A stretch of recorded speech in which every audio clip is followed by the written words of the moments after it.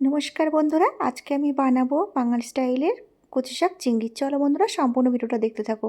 প্রথমে আমি কচু শাকগুলো ভালো করে ধুয়ে নিয়েছিলাম, তারপরে এরকম একটা শুকনো কাপড় দিয়ে ভালো করে মুছে নিতে হবে।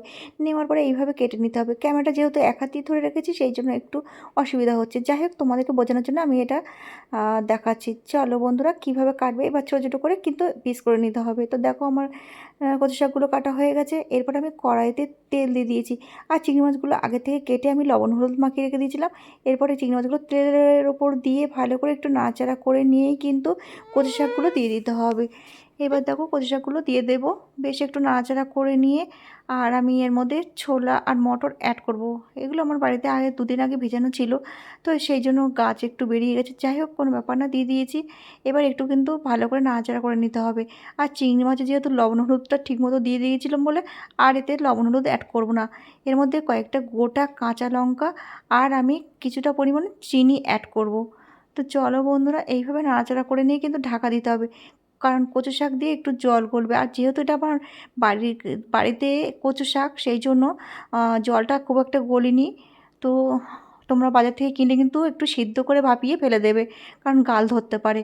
আর চলো বন্ধুরা, এইবার আমার কড়াইটা পরিষ্কার করে ধুয়ে নিয়ে এর মধ্যে আবার কিছু পরিমাণ তেল অ্যাড করব। তারপরে একটা তেজপাতা এরকম ছোটো ছোটো করে কেটে নিয়ে, এবার কয়েকটা গোটা শুকনো লঙ্কা ছোটো ছোটো করে কেটে নিয়ে তেলের উপর দিয়ে নাড়াচাড়া করে এরপর তোমার পেঁয়াজ কুচি দিয়ে বেশ লাল লাল করে ভেজে নিতে হবে।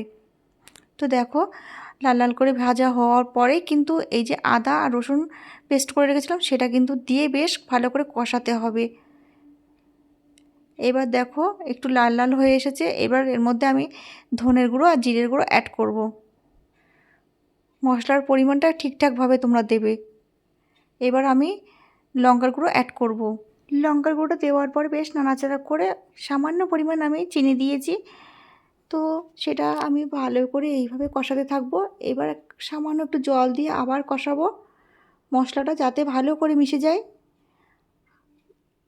তো দেখো বন্ধুরা, তেলটা ছেড়ে দিয়েছে। এরপরে আমি কিন্তু ওই চিংড়ি কচু শাকটা এর মধ্যে অ্যাড করে ভালো করে নাড়াচাড়া করতে হবে, অনেকক্ষণ ধরে কিন্তু একটু কষাতে হবে।